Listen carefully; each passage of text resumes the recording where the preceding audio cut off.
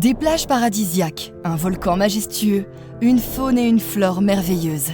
Pas de doute, nous sommes bien en Martinique. Pour la 3e édition consécutive, la Transat Café L'Or se terminera à Fort-de-France. Si l'île a été choisie pour conclure la plus grande des transatlantiques en double, ce n'est pas par hasard. La Martinique occupe une place historique dans l'introduction du café aux Amériques.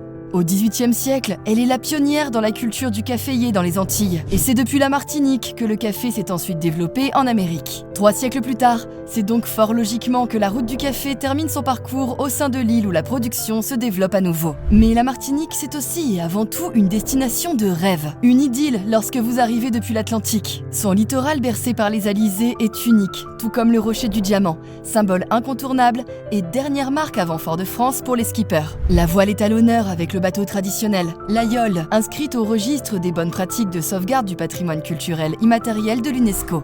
C'est aussi la montagne Pelée, célèbre volcan, les forêts et les pitons du Nord qui sont inscrits au patrimoine de l'UNESCO. Ces lagons turquoises et côtes sauvages sont aussi une référence pour la plaisance et les sports nautiques. Celle qu'on surnomme l'île aux fleurs a également obtenu le titre de réserve mondiale de biosphère par l'UNESCO pour l'ensemble de son territoire terrestre et marin. Enfin, la Martinique, c'est en premier lieu ses habitants, leur savoir-faire, leur accueil chaleureux et leur passion pour le sport. Une destination idéale pour les marins de la Transat Café L'Or et pour les visiteurs du monde entier.